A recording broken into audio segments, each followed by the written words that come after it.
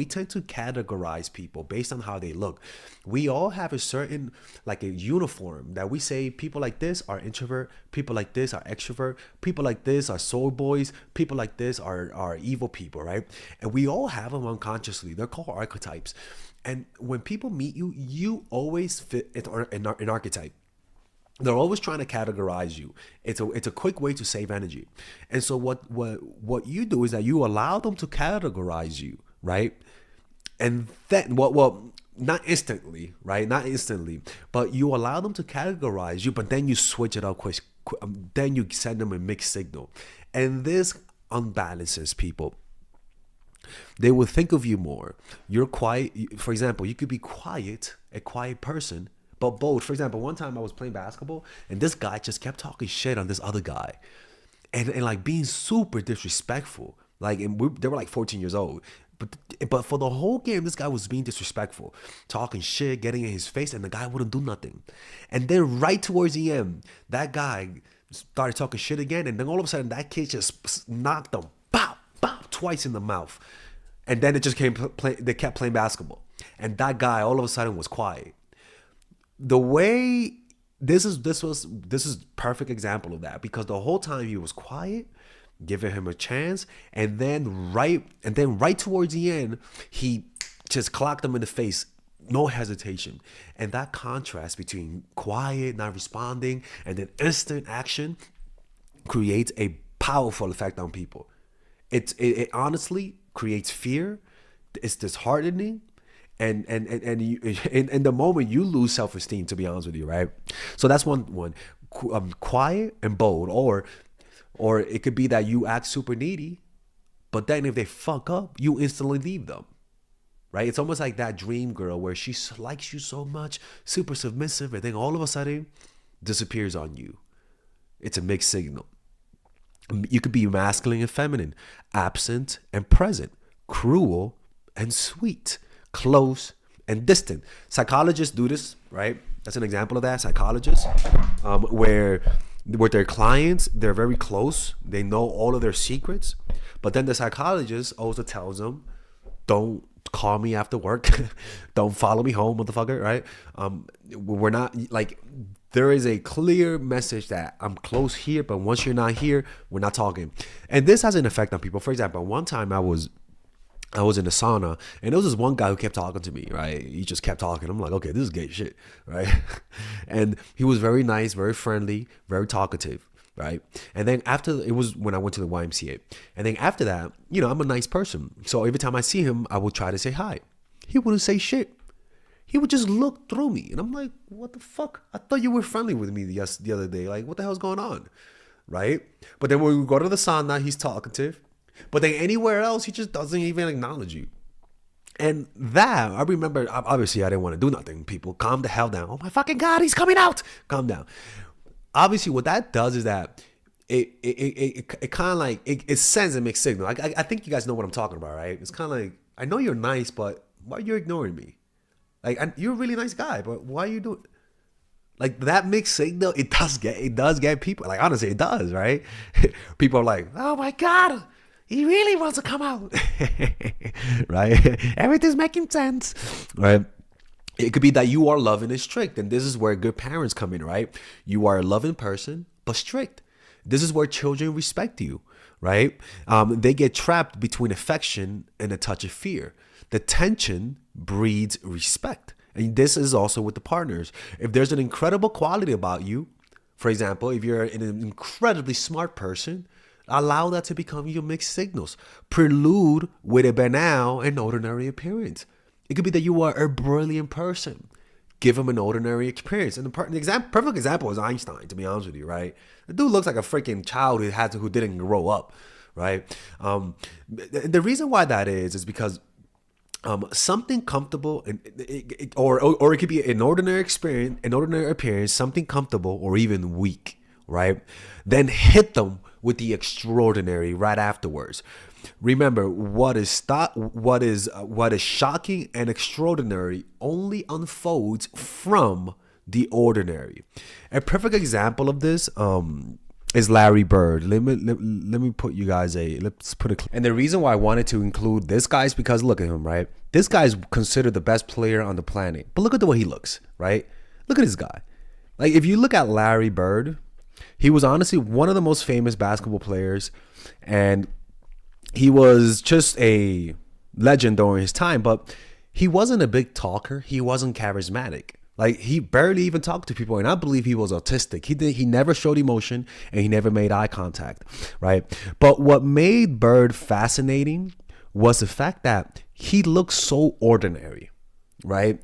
He looked like such an ordinary person. I mean, look at this guy. What the fuck is going on? How is he a basketball player, right? And so the ordinary. Then from him, it emerged the extraordinary. And this is why people were so captivated by him. And it's actually why Curry is so captivating, because he looks ordinary, but his play is extraordinary, right? Let's listen to this. I saw Larry Bird was actually in a magazine. Saw a stat. No. This is what people actually say. The first time I saw Larry Bird was actually in a magazine. Saw his stats. Blown away by his stats. Yeah, his stats were insane, and I'm gonna pause it from time to time to not get demonetized. But let's see if he can really do it against us. Right? You gotta understand, black people, like when they play basketball, they judge you a lot on your appearance. And I can promise you, this motherfucker goes to the court, he's getting picked last. Especially if he come around with that with that Justin Bieber cut. What the hell? Like, no, you're not. But listen. And that's always a mindset of black players if he's a great white player. In 1978, after his freshman year, Magic would quickly find out. When both he and Bird... Right, they played together. And look at this guy, bro. This guy does not to play for Team USA look like everything about him. And I could promise, this is the funny thing.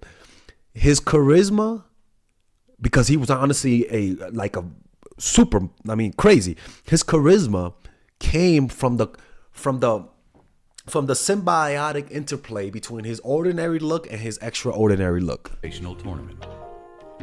They would put Larry Bird and I on the same team together to scrimmage, right?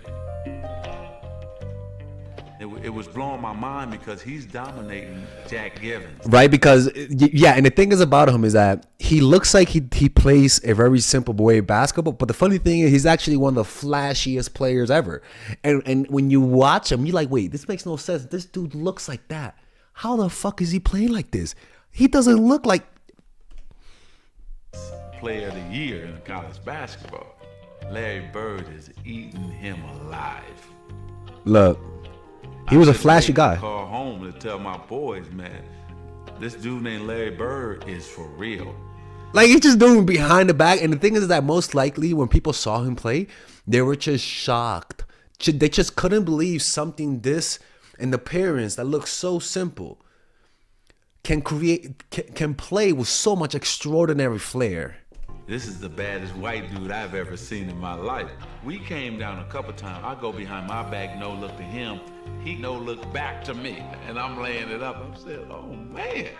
And a big part, like I said, it's just his appearance, right? His appearance and his play is the charismatic aura. I mean, look, this dude is shining, bro. The motherfucker's shining. He's literally shining how white he is. This makes no sense. And when people saw him, they're like, there's no way this guy's Larry Bird. They're like, no, this guy's Larry Bird, not him. Pressure off of him, because at least I know I got somebody here that really knows how to play the game. Right? And that to me is honestly why to me he's one of my favorite players ever, because look, Bird, right? He was just a nasty player who never looked like how good he was, you know? So that's one thing, right? I just wanted to give you guys an example of that because it's really the key to the fascination, right? Now the next thing is that you break through their emotional defenses. Okay, when you make signals, it's sort of your defenses usually are up. Usually you have a strong emotional defense when you're able to predict the world, when you understand what's going to happen, and so you're able to brace yourself for the unpredictable. But the problem is that people who send mixed signals, people who are very irrational and unpredictable, terrorize us. They put fear inside of our hearts. Now, this fear isn't like, oh my God, you're going to kill me. This fear is, okay, like, do they like me? What are they thinking? What's going on? Because there's different forms of fear, right? And this tends to divide them from within, right? Just like an army, when an army with divided ranks is an army that's really, no matter how big it is not going to be effective, right? It's actually just like a freaking, like, I was gonna say like a Range Rover where it just takes up too much gas. All right. The weakening of the mind makes them feel insecure, right? And so what tends to happen when somebody feels insecure, when they don't know what you're thinking, when they don't know whether or not you like them, what people either do, they either fight or flight, right? Some people leave you, they flight, but some people fight, right? And they get more aggressive. And this increasing of aggression, right, which always leads to them to make mistakes. And those mistakes reveal to you how they feel. Those mistakes put them in a position where you could leverage what they're doing to your benefit, right? It turns them aggressively. And the thing is that getting them to make the first move is always to your advantage. It's always the best type. The best type of fighting style is always the defensive fighting style, or like I said in the last video, the counterattack strategy, right? If you're slight, and so you get them to be you get them to be more aggressive because they're trying to create some consistency within you. They're trying to understand you, and so they'll reveal how they feel in the hopes that maybe you could reveal how you feel and maybe release the tension. This aggression comes also with a lack of self-awareness. They become more aggressive and they don't know how much they're breaking their rules. They don't know how needy they're looking. They don't know how many mistakes they're making only retrospectively when they realize when the fog of, it's like the fog of war. When you're in war, you're in this type of environment where all common sense goes away and you just start acting completely different, right? And this is what happens. They get in this fog of war where they have this lack of self-awareness, where they don't notice and they don't see how much power they're giving you. Sending mixed signal has a disorienting effect on people that makes them fight hard to get some consistency from you so that they can feel more oriented and more in control. Now, the problem with this strategy is that too much mixed signals leads to the boomerang effect, and that is it'll create too much emotional distance. So this is something that you have to do in moderation and do it in a healthy way. You don't have to send mixed signals as a way to tell them you don't like them. You could just send mixed signals just to show different parts of your personality. You know what I'm saying? You could send mixed signals by dressing in a more sophisticated way, and then the next day you dress in a more other way, and then the next day you dress differently to show different parts of your personality. Mixed signals are meant to show different parts of your personality. If you do it to an extreme, it could become manipulative. Do it in the middle, it's perfect. Never do it, you become blander than white rice made by Bob. Okay, it has no salt, no taste, no culture, ladies and gentlemen. Yeah, that's right, I said Bob. All right, Bob the rice maker.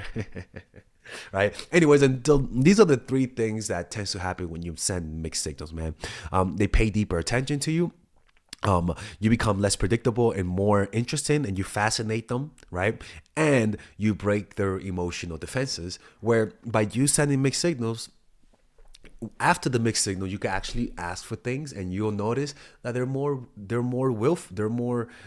willing to give you what you want, because they just felt so disoriented that you asking for things gives them some sense of control, and they'll be more than happy to give you what you want.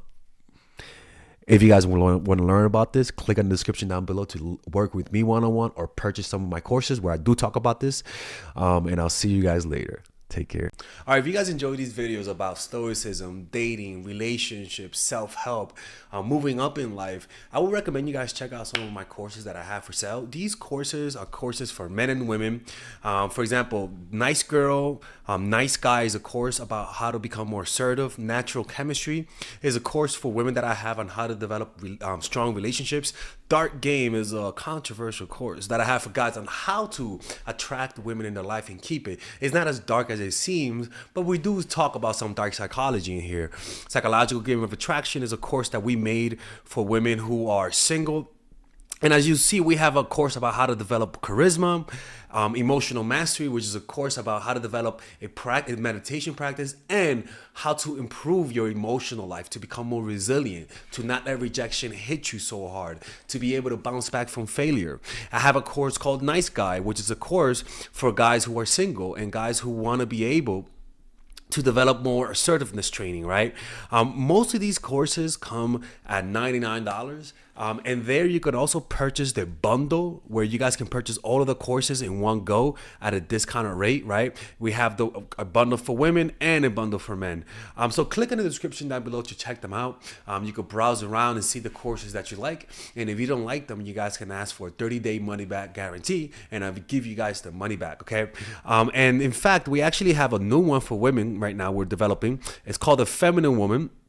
So if you're a woman watching, this course is specifically to help women become more feminine, to embrace their feminine while embracing their masculine energy. And I'm actually going to make a course for that, like that for men, which is called the Masculine Man, which is a course on how to develop masculinity and develop masculine energy, to attract women in your life, to attract business success in your life, to be able to be better socializing, to read people better.